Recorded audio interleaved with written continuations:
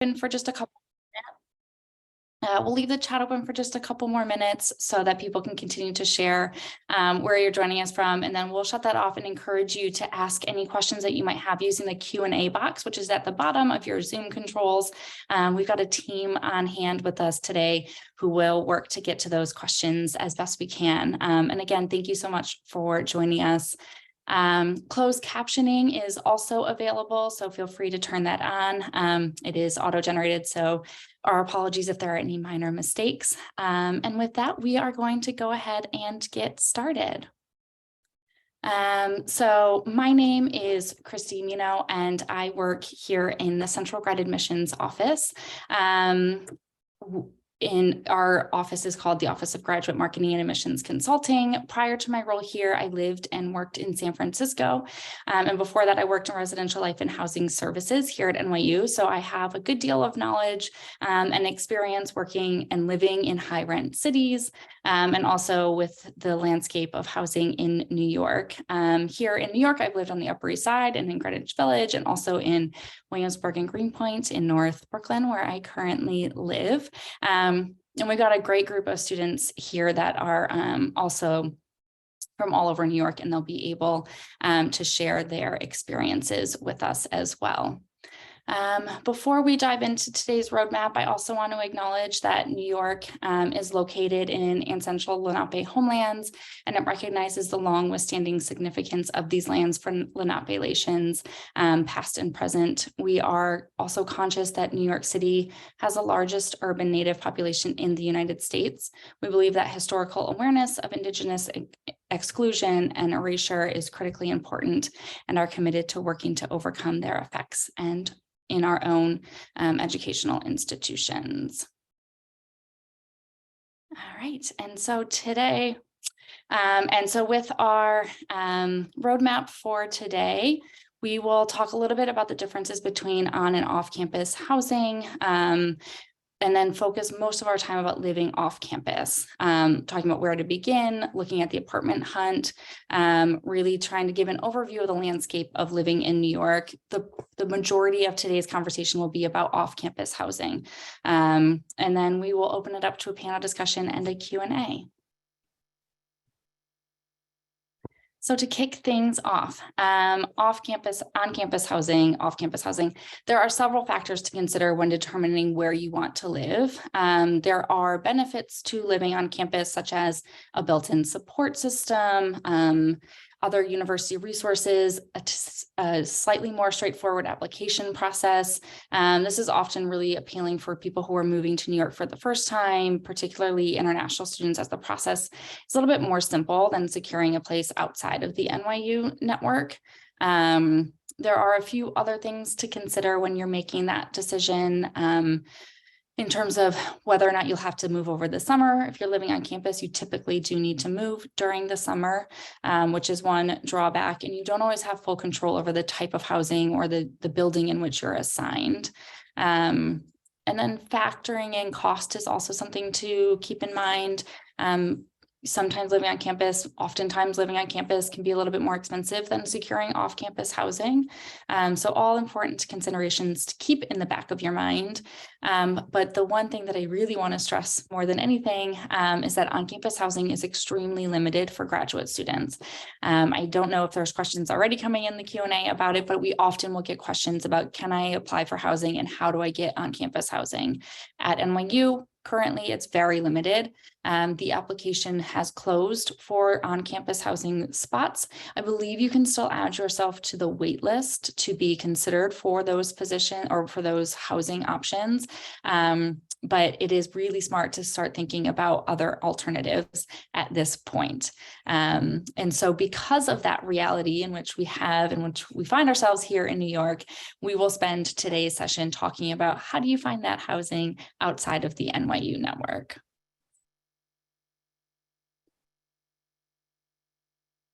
So where do you begin? New York is a huge city. There are a lot of things to consider and a lot of housing opportunities available out there. So the first thing to do is to manage your expectations. And the best way to do that is to start by setting a realistic budget for yourself. We will share some links in the chat about resources that will help you in terms of narrowing down what your budget might be as a student. So thinking about where your income streams will come from, is that through loans or grants or scholarships? Will you be working part-time or full-time? And how will you be supplementing your income as a graduate student? And that will help you start build that budget, which is really one of the key considerations when you're determining where you want to live.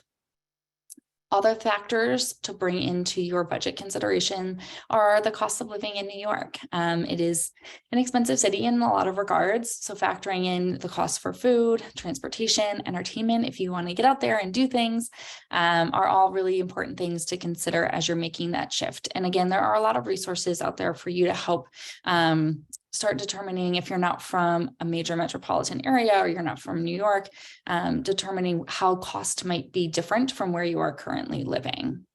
So once you start narrowing down that budget and you have a sense of what you can spend on your housing, turning to search tools, starting early. So now if you're planning to start in the fall, now is a really great time to start just looking, poking around, seeing what's out there, casting a big net to see what's realistic and start narrowing it from there. So listed here, we've got some search tools that we recommend or people have used in the past. I personally really like Street Easy. That's one that I use a lot. And I find that it's really easy to use because you can use that to start narrowing down your non-negotiable items.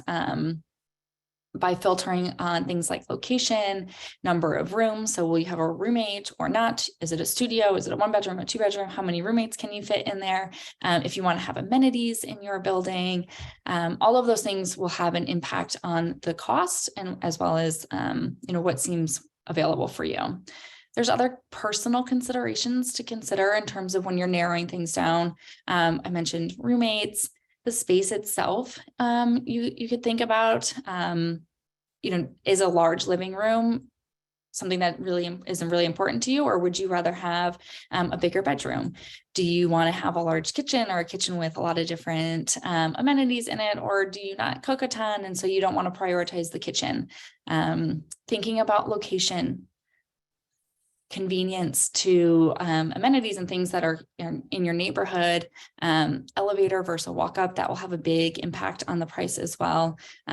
Doorman in your building. There are a lot of things to consider that will that you can utilize in these search tools to help you figure out what might be realistic for you. And the next, preparation is key in your search process. So starting now and beginning to prepare the documents that you will need when you submit your application.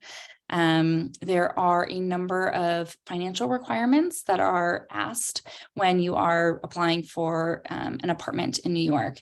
Things like security deposits, which are often a month of rent and are typically due when you sign your lease.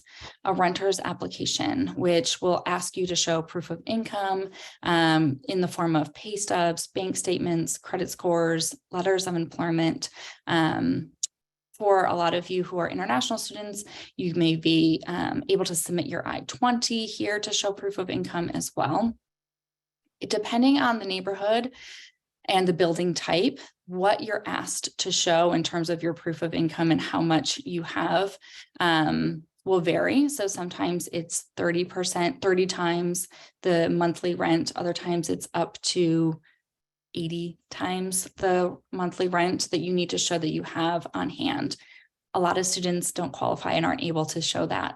And so there are guarantors who are available to help, or guarantors are a resource that you can use to support you in that process.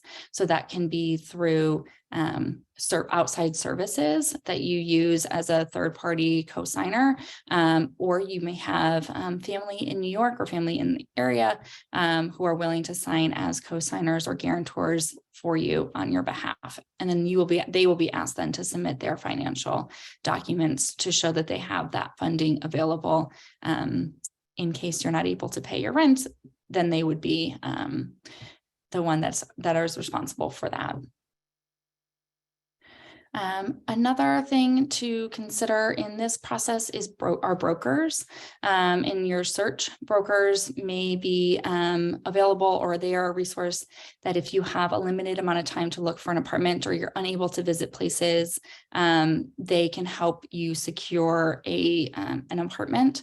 They can also help you potentially in finding a guarantor if you need them. And we'll talk a little bit more about that process in a minute, and as well as with our panelists.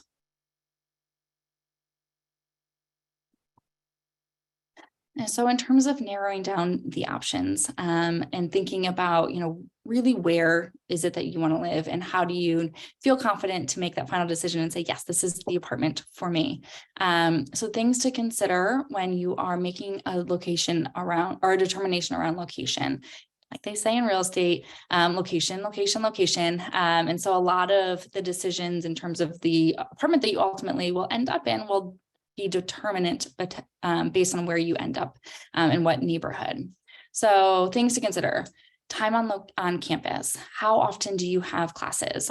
Is your program the type of class in your program? Do you have classes 3 times a week, or is it just every other weekend? Do you have classes during the day, or are they at night? Those are things that will dictate how often you're commuting to campus and when you're commuting. If you are in a program where you only have to be on campus once a week and it's one day, you may be willing to live a little bit further away from campus in exchange for an apartment that may cost less or may be bigger. Typically, the neighborhoods closest to NYU's main campus, which is the Washington Square campus, tend to be a little bit more expensive than other locations in New York and in the surrounding areas. Thinking about your commute, do it a few times. If you're in New York and you're able to, map it out on Google, see, are there different train options that are available in case one train isn't running on a particular day? Considering how often you'll be doing your commute and what really matters to you. And then spreading your search out.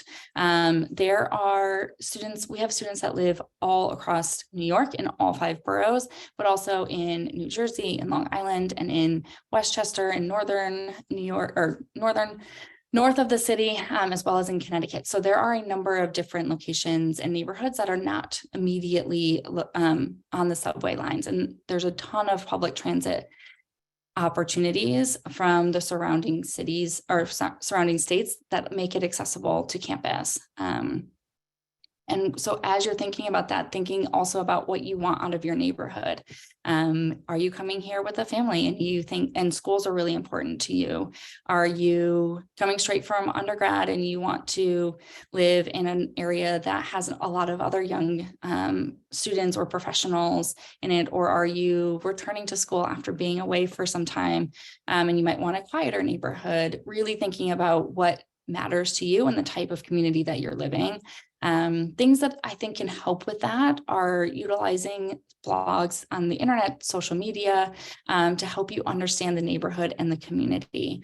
I know in my neighborhood in particular, there are a number of different Instagram accounts that are specifically marketing and talking about events that are happening in my neighborhood.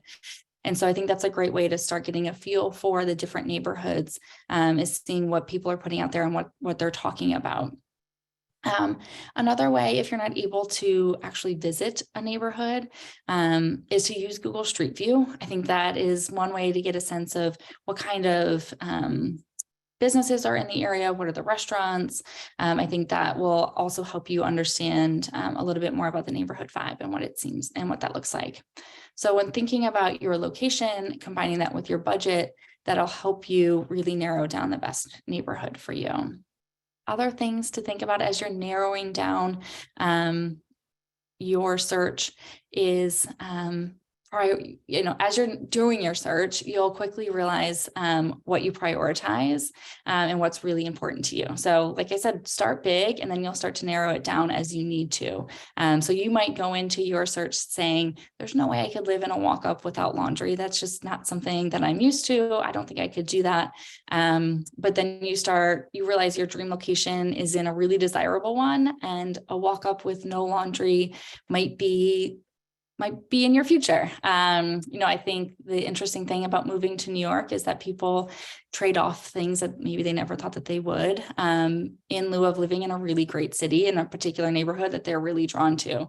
But maybe that's a non-negotiable for you. I have young kids, so I don't know. It would be really hard for me to do the laundromat every day. And so for me, that's a priority, is having laundry in the building or nearby. And so those are just factors that you start to consider in favor of, other things. It's all about prioritizing what are your wants versus your must-haves, determining your non-negotiables, and then using that as the foundation as you really start to narrow down your list. Another thing to consider in that regard is, are you someone that enjoys spending time at home, or do you plan on using your time in New York to get out there and really enjoy the city? So I think that's also something to consider, how much time will you be spending in your space? Another thing to factor in are roommates. A lot of students live with roommates, and there are a few resources that are available for you to help find a roommate. In particular, NYU runs a Facebook group where you're able to connect with other people who either have an apartment and are looking for roommates, or people who are hoping to connect with another person and search together. A lot of individual programs will also have WhatsApp groups or Slack chains, or other opportunities for you to connect with incoming students, and they can share resources out about housing that they may know of, or roommates, or people who are looking for roommates. So definitely keep an eye out for any communication from your programs or your schools to see if they have any groups that they manage, and then also join the NYU-wide Facebook group as a way to connect. I think word of mouth is also really valuable. So if you know of any students who have recently graduated or also coming to NYU, reaching out to them to ask if they know of anything.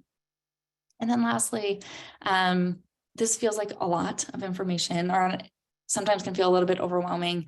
But the thing to keep in mind is that housing moves really quick in New York. If you are looking to if you're planning to move to New York at the end of August, and let's say a target lease date start will be August 15th, you're signing that lease no more than 4 weeks in advance. Typically, people will start applying for apartments 4 to 6 weeks before they plan to move in. Because things move so quickly, landlords don't hold on to spaces for more than that. And so I think using this time, the month of June, to start narrowing things down, really searching through the different neighborhoods, researching different neighborhoods, getting a sense of what you can afford and where you want to be, will then make it a lot easier for you when you start applying, because sometimes the application is, you see a space or you find a place online, you need to submit your documents that day, and they ask you to make a decision on it the day after. And so the more research you're able to do now and be comfortable and familiar with the options that are available, I think that'll make it a lot easier for you to feel comfortable with making that decision in such a short turnaround. And so that is all of the formal information that I have. So what I will do is I'm going to stop sharing my screen, and we will ask our panelists to join us. And they will share, and I'll keep an eye on the chats and start asking some questions. So I'm going to have our panelists, I'm going to stop sharing my screen and have our panelists join us and ask that they will introduce themselves. And so the first person on my screen is Lena. So Lena, I'll ask you to turn on your camera, introduce yourself, share with us your school, your program, and where you currently live now. Of course. Thank you so much for having me. So my name is Lena Cernoff. I am a graduate student at the Journalism School, which is part of the Graduate School of Arts and Science. I'm in a program there called Studio 20, Digital First. And to tell you a little bit more, I moved to New York from Tel Aviv. I'm not an international student though, so I just do want to say that made my process a little bit easier, but I did live in Tel Aviv the last 4 years, so I had to start looking and move to New York without a place to live. So maybe some of you will be able to relate to that part. And now I live in the Chelsea neighborhood, and whatever point in the panel, I can tell you more about how I found my studio apartment in Chelsea. Awesome. Thank you, and I appreciate it. Thanks for joining us. Omika, you are next on my screen if you would like to introduce yourself. Hi everyone, I am Omika Bajaj. I'm from Mumbai, India. I am an international student, and I currently live in a 3-bed, 2-bath apartment, which is in the financial district area. I do live with 2 other flatmates, and we do live in a flex kind of situation. So I'm happy to share all the details that I have regarding that. And yeah, if you have any questions, feel free. Awesome. Thank you so much. Shannon, you are next on my screen. Hi, everyone. My name is Shannon. I'm from New Fairfield, Connecticut, so about 2 hours out from the city, and I currently live in Bushwick in Brooklyn. Awesome. Thanks, Shannon. And Jen. Hi, everyone. My name's Jen. I am originally from San Diego, California, and I moved here for the program Mental Health Counseling in Steinhardt School. And I currently live in Williamsburg in Brooklyn. Yeah, I'm excited to answer more specific questions later. Awesome. Thank you all so much for joining us. We really appreciate it. Again, I'm going to do my best to try to keep an eye on the Q&A while I ask some of the questions that I have prepared as well. So the first one, I would just love for you all to share your housing search experience. How did you determine your neighborhood? Sort of what factors contributed into that? And if you had any tools that you use that you thought were really helpful. And I will Shannon, I will start with you. Yeah, so this is actually my 4th apartment in New York. So I have lived in 3 neighborhoods previously in other apartments with other roommates. And those searches have all been a little different. I feel like there's 2 main ways that I've found housing. And one is going on streeteasy.com, starting from scratch, looking through listings and finding roommates through Facebook groups or through apps like Spare Room and kind of piecing it together. The other way is when I first came to New York, I actually joined a lease that someone was leaving. So in that situation, I had connected with someone on a Facebook group who her roommate was leaving. And so I joined the lease when she left, and therefore all the living spaces were furnished already. I just had to like bring my bedroom stuff, and they had already lived in the apartment. So that was another way that I did my search. Awesome. Thank you, Shannon. You are a resident pro on finding and moving in New York. Jen, would you like to share? Sure. Yeah. So when I came, I used the app Street Easy, as Shannon mentioned too. I think it's a great way to find different options and kind of narrow down your search, as Christy mentioned earlier.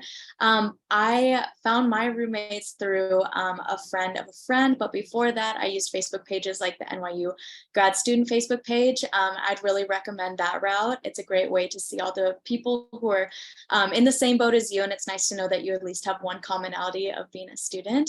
But yeah, I've loved my experience in Williamsburg. I would really recommend kind of making your search big and not just narrowing it to Manhattan. I think there's a lot of great options and areas in different boroughs as well that you can use. Yeah. Thanks, Jen. Omika, would you like to share? Yeah, of course.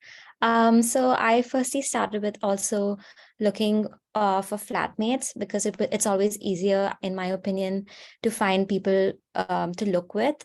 So we looked at Street Easy. We also looked at apartments.com. But finally, since we're international students, we all have a lot of WhatsApp groups, whether it's with people in your city or people in your country. So someone just happened to post a video of this apartment, which looked perfect for us. But like Christy mentioned, everything goes really quickly. So anything that we liked on Street Easy, if we got back even within a half hour, it would be like gone. So I would say, even though you're looking at these websites, I think the main factor is to act on it fast, especially if you're looking for an apartment from another country, because there are tons of other requirements that come with it. Thank you. Oh, great, Shannon. You're answering the question in the chat that I was just about to ask you. Shannon, but could you share it out loud in case anyone else missed it? The name of the roommate app that you used? Yes, it was Spare Room. Spare room. Awesome. Thank you so much. Okay. And then Lena, go right ahead. Sure. So I use Street Easy as well to find my studio apartment. I first stayed in an Airbnb for a couple of weeks to like see 3 apartments a day, sometimes 4. I moved to the US on August 20th, I believe, and classes started early September. So I was just go, go, go. And I saw many places until that one, but Street Easy was definitely a really good way to hear back really quickly from brokers, showings. So I had a lot of luck with that app. Thanks, Lena. As a follow-up, you mentioned brokers. Did you utilize a broker as part of your search process? Yes, I did. Could you talk a little bit Unfortunately, about that process? of course. So on Street Easy, that is very common. However, there is a setting where you can click no broker. The pool will shrink significantly. But yeah, I worked with the broker and they took, I believe, 15% of the annual lease fee. And they just showed us the apartment. And then when I went to the company, the realtor company to sign it, they just helped us with the paperwork. So that's how I went about it. Yeah, thanks. I appreciate that. I think it's helpful to point out that if you are able to, it can be a really useful resource for individuals who aren't living in New York currently, international students who might need help with some of the documents and pulling those together, that they do help set up the appointments. They allow you to see them. It might give you access to spaces quicker. So it is an option. For a fee, but there are, as she mentioned, you can also search for no fee apartments as well. So that's another thing to consider. I know that there's a lot of international students on the call. So Omika, I wanted to ask if you'd be willing to share a little bit about your experience in particular that was different from individuals who may be applying as domestic students, and what documents, and the document piece I can open up to everybody, but if you want to start by sharing the documents that you prepared before you were able to sign your lease. Yeah, of course. So when we were about to sign our lease, we obviously had to put in an application first. So we had to prove that we were incoming students. So we sent over our offer letter. We sent over a scan of our passport. We sent over maybe an I-20, which I don't recommend because it's a very crucial document that we have. So then we had to get a guarantor. And since we're an international, since I was an international student, I didn't have income in the US, and I didn't have someone who had income in the US. Thankfully, I had flatmates who knew someone in the US. So we had to navigate that and get their documents from the people that they knew in the US. And also, since the market moves so fast, it was for us, we had to sometimes stay up in the night and like look at apartments, and like obviously we had to see everything virtually as compared to someone who's already here and can go in and see the apartment. So sometimes it can be a little risky. I mean, everyone does it, so it's fine, but it can be slightly risky to say yes to an apartment that you haven't seen. But so I think it should still work out well, because you just ask for a FaceTime video call or an actual iPhone video of it, and you should be good. Awesome. Thank you. Does anyone else want to weigh in about potential documents that they needed to prepare, or things that were particularly unique about applying in New York based on your experience in other places?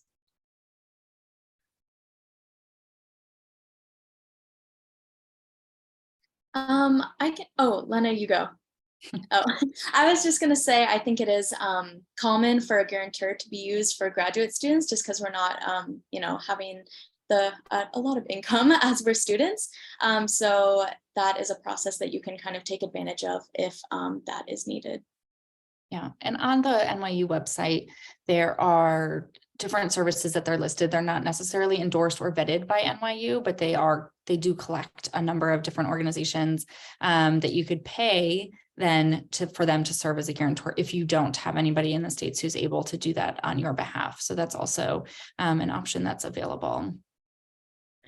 Yeah, and to add to what Jen said, I also use a guarantor. I was lucky enough that my parents live in the US, so they were able to co-sign that lease. So I'm very grateful to them, but that's the process that I went through.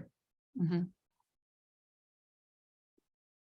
Okay. The other, I'm seeing some questions about different locations. And in particular, someone asked about living in New Jersey. Nobody on this call currently is living in New Jersey, but chime in if you have any input. I do know that there are a number of students that live in New Jersey, and people in our office who live in New Jersey. The commuting from many parts in New Jersey is very accessible to New York. There are buses and trains, as well as the PATH train, that all will come into Manhattan pretty regularly. I would start by looking at the places that are on the path, because those tend to run most conveniently, and then branch out from there. I don't have specific neighborhoods off the top of my head. I know that a lot of people live in Hoboken and Jersey City, Union City, places that are right across the river. But even further out, they are accessible by public transit. So that's an option. Somebody else also asked in the chat about leases and sublets. So I wanted to quickly chime in with what that might look like. Typically, a lease or sublet is you're taking over somebody else's lease. So let's say I have a lease and I'm traveling for 6 months, and so I need somebody to take over my lease, or I'm ready to move and I don't want to break my lease. Leases in New York are typically for a year at a time. And so you sign a year and you're committing to that lease to live in that building or in that apartment for a full year. And if something changes in your circumstances and you need to move, you either have the option of breaking a lease, which often means that you're paying a fee or you're not getting your security deposit back, or in some cases, not always on the book, so it's important to pay attention if it's legal, so that you can take over somebody else's lease. So they may reach out and say, I need someone to take over my lease. And in which case you then would take over their apartment and the lease. And subletting is the same sort of thing. It's usually for a shorter term. More often sublets are often available if somebody owns an apartment and they say, I own my apartment. I'm not going to be here for a year. I want to sublet it to somebody else. Those are a little bit harder to find and tend to be pretty quick because they're often furnished if someone is still living in them. But those are also options to consider and things to look for. Trying to see if there are other key questions. If people are interested in, so I'd like for everybody to talk about their commute. I think that's a question a lot, especially if you're not used to living in a major metropolitan city or using public transportation to travel around the city. I think it can be a little bit daunting or confusing. So I'd love if everyone could share their experience with commuting. My commute, I live in North Brooklyn and commute to the Washington Square campus. I take 2 subways and it takes me about 35 minutes on most days, sometimes 25, depending on how quickly the transfers come. And so just for context, that's how long it takes me. So if anyone wants to, like everyone wants to share what their commute looks like as well. I can share. Oh, do you want to go ahead, Amika? No, go ahead. I am on my 3rd commute to NYU and they've all been about 30 minutes. So I used to commute from Hell's Kitchen and then I commuted from East Williamsburg and I'm now commuting from Bushwick. And I would say they've all been like 30 to 35 minutes. So for me, my main building is in Midtown. So I think even while looking for an apartment, I think it's helpful to see where how much you're willing to travel and where the closest subway lines are, because I know I have a few classmates who complain a lot about how far the subway is from their house. So I think that's something to keep in mind, because the subway is a really important part of commuting in New York. But personally, my main campus is in Midtown, of part of New York, and I take the subway line, which takes me about 20 minutes. So yeah, that's what I see. Okay, I can go next. I live in Chelsea on 16th Street, so it's about a 20-minute walk. So I do walk to campus or the library or anything I'm doing here or working at the graduate admissions office. But if it's very cold, I can take the subway one stop and be lazy. It'll take me like 15 minutes. So yeah, I really much enjoy it. And like Amika said, it's not how close you live to NYU, but how close you are to a subway. So definitely check the lines on Google Maps, or even ask the realtor, or do that research before. Absolutely. Thank you all for sharing. As a follow-up, there was a question related to how accurate is Google in terms of telling, Google Maps in terms of estimating times. I find it fairly accurate in terms of the subway times, and the walking directions seem to be pretty accurate. I always try to beat their walking suggestion. But they're usually fairly accurate. And Google is pretty good about subway times and bus times. I will say, if you are relying on a New York City bus, and on Google, it's not as reliable. The bus system is not as reliable or consistent with their schedule as the subway. So that's something to consider if you're looking in a neighborhood where you would rely on a bus. Particularly outside of Manhattan. I think in Lower Manhattan, most of the buses come pretty regularly, but in a lot of other parts, they come a lot less frequently. So that's something to consider. And there are other apps in the city. We can pull together a list. I think it's New York City Transit is one. City Hopper I really like as well. And so there are resources out there that help you understand what the commute will look like. And I do find that they're pretty accurate. The good thing is that the subway system, for the most part, is pretty quick. And the most I typically wait is about 10 minutes. And then the other question that I noticed was about the cost to commute. The subway costs $2.75. Correct me if I'm wrong. Do you all is there access to subsidized? I don't believe so. For students, there's no access to subsidized transit for New York City. So that's New York City's subway and bus system, and the ferry are all $2.70. Well, the ferry is now $4, $2.75 a ride. Coming in and out of the city from Long Island and from Westchester, which would be on the Metro North Railroad. That depends on how far away it is, but it costs anywhere from, I think, 10 if you're pretty close, up to $20, $25, $30, depending on where on those lines you are trying to get to. And I'm not as familiar about the commuting from New Jersey. I think the path is somewhere around the $2.75 mark. And then I'm not exactly sure about New Jersey Transit, but I think it's in similar ranges to Metro North. And I also believe that Google can provide the cost estimate to how much it will be, but I'm not positive on that. But roughly $2.75 for the subway if you're in the city. And that includes if you're transferring different subway lines, you only pay once. And it's all the same regardless of how far you're going in New York. So if you're taking the subway stop one stop, or you're taking it 20 stops and an hour ride, it's all the same price. So I think that's something that's somewhat unique. Thank you, April, for clarifying the path for New Jersey. Other questions? I'm going to shift gears a little bit while I keep my eye on the Q&A about the logistics regarding moving, because I think we spend a lot of time thinking about finding your housing, and then you have to actually get here. And all of you moved from somewhere else at some point to New York. And so I'd like you to share what that experience looked like, things that you brought. Did you bring a lot of things? Did you use a moving company? Did you buy things when you got here? So if you could share your experience with the logistics of getting to New York once you found your apartment, I think that would be helpful as well. Jen, we'll start with you. Yeah, so I, just as Christy said, we all came from other places. So I personally didn't really bring anything besides two bags of suitcases with clothes in them. The only thing that really mattered to me was just having a mattress. So I used Amazon Prime to have a mattress at my place the first night. And then I slowly gathered furniture just from the area, or Amazon Prime too, over the next couple of weeks or months as I got familiar with being here. So yeah, that's kind of how it was a slow process, but that's kind of how I found my furniture.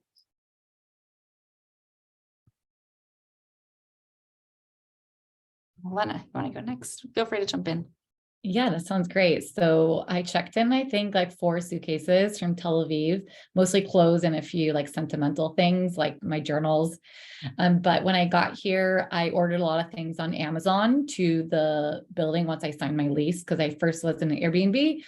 I didn't order much to the Airbnb, but once I signed the lease, from Target, Amazon, deliveries into the lobby.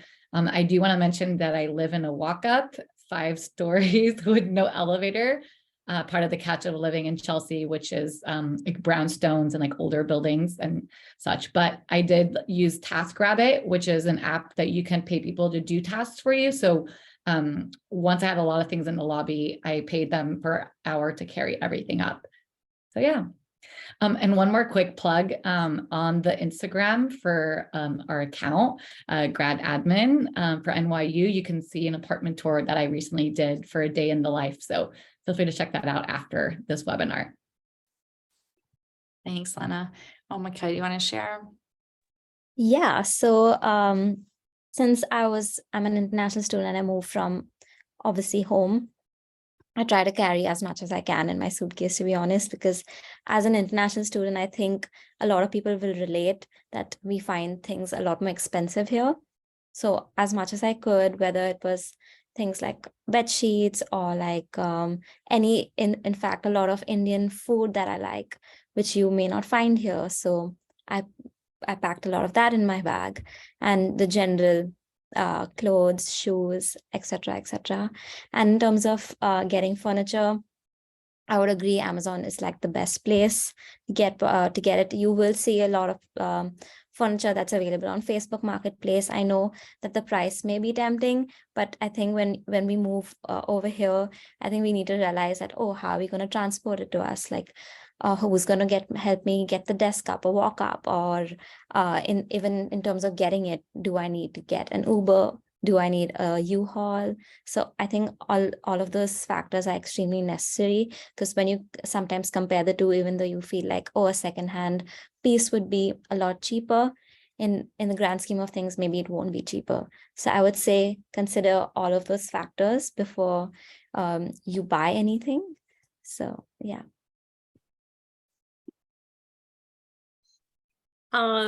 So when I first moved, my dad just got a U-Haul. I only brought like my bed and my dresser and then like clothes, like anything like that.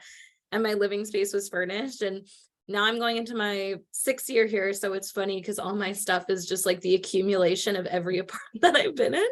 So it's actually kind of cool. It feels like kind of eclectic that I kind of like collect something in like every neighborhood that I go to. I'm like, oh, this couch was from Hell's Kitchen and this plate was from Washington Heights. So yeah, I guess if I were to give any advice though, I would say like it's honestly best to just keep it simple, because you never know, like, oh, are you going to want to move? Or, you know, maybe your roommate's going to leave and she's going to really want to, you know, take the couch and she's going to want to like give you some money for that. Or like, you know, you have to kind of think about those situations. So I would honestly say like, keep it simple, because the more stuff you have, the more you're going to have to move and figure out what to do with.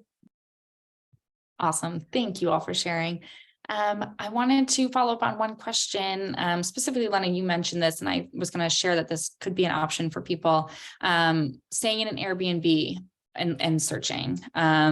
Either maybe your rent start or your lease starts and you have a week that you need to do an Airbnb. Could you talk a little bit about that experience and what that looked like for you, and if you would recommend it?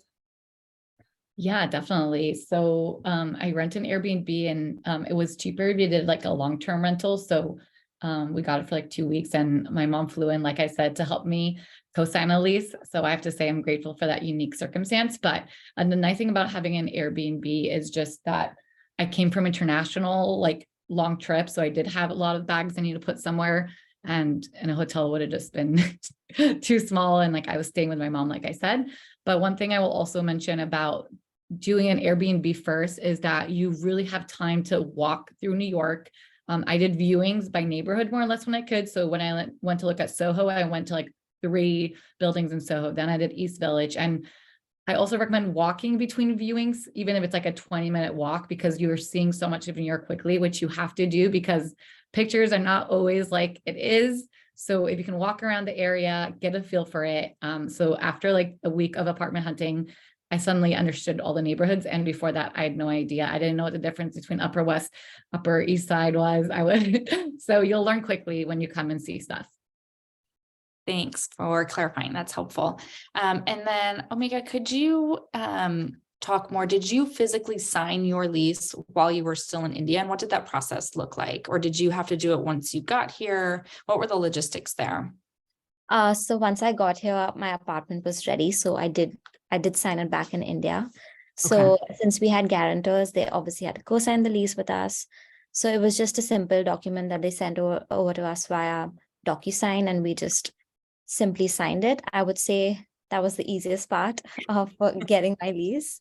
Yeah, it was pretty simple. I would say get someone to read it. If you know someone here, get them to read it. If you aren't familiar with how contracts and leases work, because some of them might have a few underlying things that we may not understand, since we're not familiar with the lease, the way leases are over here.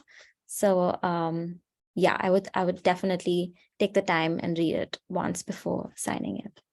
Thanks, that's helpful. And related, the city does have a website with information for tenant rights. And so that may also help be a resource in terms of trying to understand some of those things and what are required or what you're entitled to as a renter. Related to that point, are there any things that you would share as like definite no's or things to be on the lookout for in terms of red flags in your experience in looking for spaces? And if you'd be willing to share those. I can go for this because so for my apartment, we were told it was a 3-bed, 2-bath. And we were super excited to get the apartment and everything. And then we looked at the video that was sent to us a little more clearly. And one of the rooms looked extremely small. So we asked for the layout of the apartment, and it was actually a 2-bed, 2-bath that was converted into a 3-bed, 2-bath, which is very common over here. It's a flex house, but that was something that was not communicated to us. So I would say asking for the layout, or if you feel like something doesn't seem right, it's fine to ask questions. And if you feel like you need more pictures of a certain thing, or if you have pictures and you would want a video, or vice versa, or if you want to see like I would say a lot of apartments over here have the buildings are really close, so you may not get a lot of natural light. And if that's something that's important to you, then you could probably be like, hey, can I see the apartment in the afternoon or in the evening when you feel like you may need that light coming into your house, and if that's important to you again. So just ask as many questions, and because this is a place you're going to be staying for at least a year. So yeah. That's great advice. Anyone else have anything to weigh in? I think trusting your gut in a lot of those situations is really helpful. If a listing doesn't include photos, don't do it. There's always a reason why there's no photos, or if the photos look really, really nice, and it seems like too good to be true for the price, it's probably too good to be true for the price. So that's a great that's a good point in terms of showing pictures in real time through FaceTime or something. Anyone else have anything to weigh in on that?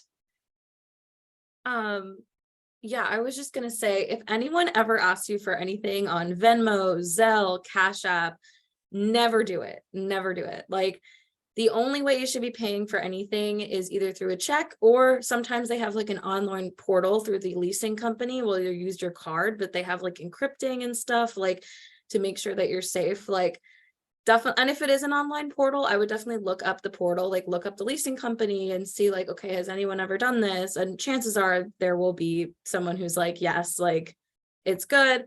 But definitely not like Venmo, Zelle, Cash App, because no real landlord is gonna ask that from you.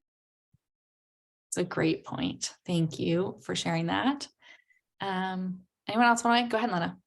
Yeah, I just wanted to say about pictures versus what's real. Something I've noticed that happens is that they will show images on the app, but it's of a different unit in the same building. So maybe that one does get more sunlight. Because then when I went to the viewings, it was like very dark. And then I asked them about it. They're like, oh, we just use pictures from other units that have the same layout.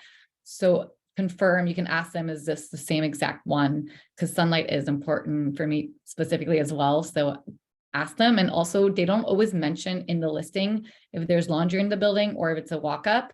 So before you sign anything, just ask them and be aware if those are things that are important to you. Awesome. I would agree with what everyone was saying of trusting your gut. I think that's huge. And just if something feels a little off, kind of, yeah, notice that and ask those questions. Also, I was thinking this wouldn't be a red flag necessarily, but in terms of altering your expectations, I think being here, there's a lot of things that might be common from where you're coming from, like having a dishwasher, what Lena said, having a washer dryer in unit. Sometimes that's not as common here. So not necessarily a red flag, but just trying to be a little bit more open and flexible with what your non-negotiables are. Making that a little bit more open here would probably be helpful in the search. Definitely, totally agree. Which leads me to, as we start wrapping up, sort of, I want to ask you all to think about tips or advice, the best advice that you got or things that you've learned that you wish you had known going into the process. I think definitely working on those expectations for yourself. Really looking at the big picture. You get to move to New York, which is awesome. That might mean some trade-offs in terms of the types of spaces that you live in and what does that look like and what really matters to you. I think reaching out to current students through your program, you can connect with our office asking, what has your experience been? I think those are all really helpful things, talking to students to get a better sense.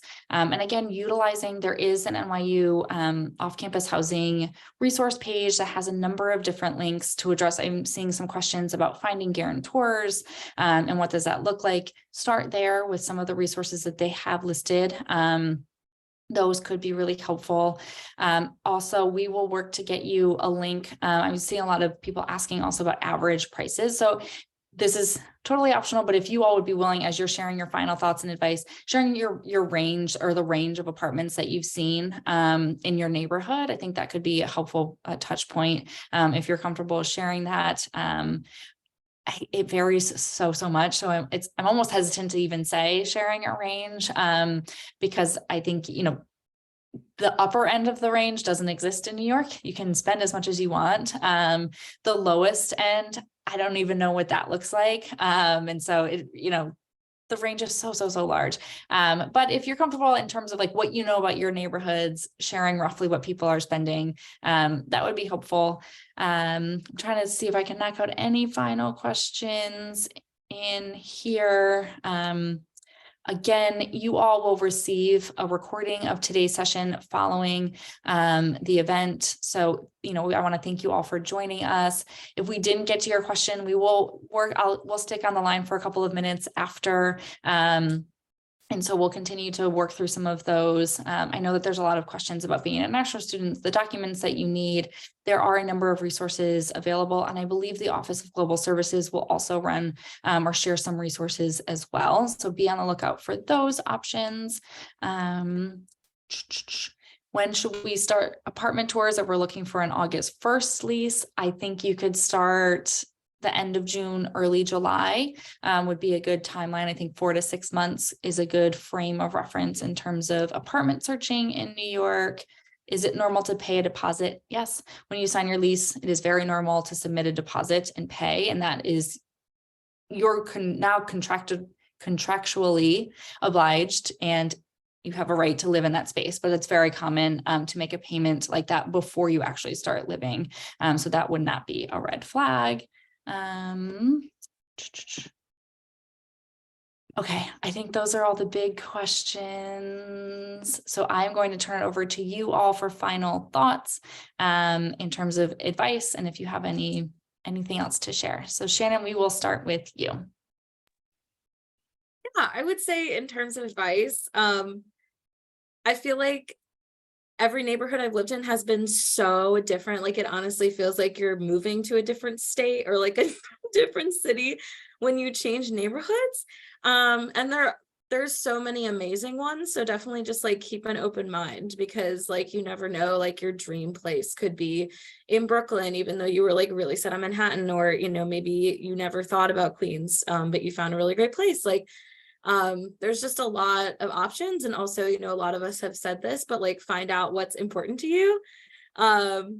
which like now I feel like I do know exactly like, okay, you know what, like I don't need laundry in my building. That's not a priority, but I do kind of want an elevator. Like I can kind of think about like what I actually want to have. And then in terms of price, I would say the very, very minimum, like if you are going to live with 2 to 3 roommates, you don't really care about amenities, and like you're willing to go to Brooklyn or go to Washington Heights or West Harlem, or, you know, a place where it's a little cheaper, would be like 900. The cheapest one I've ever had, I paid $950. So I had 2 roommates in that apartment. We actually did have an elevator, and that was in Washington Heights. So that's the cheapest rent I've paid personally. But again, the limit does not exist. So like you can, I mean, I would say like a studio in the West Village area, that's going to be like 3,000 plus probably. Like it really does depend on like where you are, where your neighborhood is, and how many roommates you have, and what amenities you want to have for your apartment. Thanks, Shannon. That's really helpful. I appreciate it. Jen, would you like to share next? Yeah. So like I said in my intro, I just really recommend not limiting your search, because I think before I moved here, I was like, okay, I just want to be as close to school as I can be. And then when my roommates started entertaining other boroughs, I was a little hesitant, but now being here and kind of seeing geographically how the subway system makes you feel so much more connected, it's a lot easier than I thought to get to school or other areas. I would really entertain, New Jersey or Queens or Brooklyn, and kind of widen your search. In terms of roommates too, like I said, I met my roommates through a friend of a friend, but before that I was on the NYU Facebook group page, and there's a lot of great people there. There's even somebody I talked to there who we didn't end up living together but are still good friends, so I think you can find good people there. And I would recommend just mentioning that you're moving to New York. Like I was saying, this friend that I mentioned it to, she was like, oh, my, a friend of a friend knows it, or you just never know who, even if they wouldn't have a connection in New York, they might be like, oh, my cousin's sister lives there and she's looking for someone. So it's, even though it's a big city, it feels small and people have random connections. So I would say just talk about it with your family and friends that you're moving, and you never know what connection might come out of that. So yeah. Oh, also I live in Williamsburg. My commute's probably 25-30 minutes. And I pay $1,500. It's me and then 2 roommates, and we have 2 baths. And we're also on a 5th floor walk up with no elevator. So I get my workout in every day. Awesome. Thank you, Jen. Amika, you would like to go next? Yeah, sure. I think my main tip is, if you like something, act on it fast. And secondly, the people you stay with is really important, because once you get an apartment, you still have to stay with the same people. If you have flatmates, you have to stay with them for the rest of the year. So try to get to know them before you sign a lease with them. And in terms of budgeting, I think in terms of since we're international students and we don't really know how the market may work here, I would say if you have an upper limit versus a lower limit of your budget, you definitely should be prepared to spend the upper limit. As I live in Manhattan, so I think anywhere between 18, I've heard people who also spend 4,000, which is, for me, that's a lot, but anywhere between 1,800 to, I would say, 2.5 is like a good, if you want something that's nice, that's a good budget to have. Awesome. Thank you. And Lena, if you want to close it out? Yeah, that sounds great. So I live in Chelsea, which is super close to NYU, and neighborhood next to it is like Greenwich as West Village. So for those who don't know New York, those are very popular areas for like really beautiful restaurants and bars and brunch. So I feel really grateful to be there, and I chose it because that's where I spent all my weekends and my time. And even my friends that live like very far up in Upper West Side, and they'll come down to meet me in my neighborhood because they like going out there anyway. So if you are okay to spend the budget to live here, you'll also really realize that a lot of people come to hang out here already, and by chances where NYU is. So even non-NYU people love this area because it's so beautiful and safe, and I'm just so grateful to live there. And in terms of budgets, my studio is 3,000, and I do not have an elevator or laundry. So that if those 2 existed in Chelsea, it would be like 3,500 probably. So yeah, good luck with your search, and you're welcome to like email us more questions or DM us on Instagram. Yeah, absolutely. Thank you all so much again for joining, to our panelists for being open to share, to Owen and April, who have been typing ferociously to answer everybody's questions. We are so grateful and appreciative to you. Listing our contact info. Again, you will receive an email from us after. And so if you have additional follow-up questions, feel free to respond and we'll do our best to answer those. Again, we'll try to stick on for a couple more minutes, answer a few of these last minute questions, but I know we're at time, a little over time. So thank you all for joining us, especially those of you for which it's the middle of the night. Appreciate you joining us and welcome. Hopefully we'll be welcoming you to New York very soon. Thanks all. Have a great day.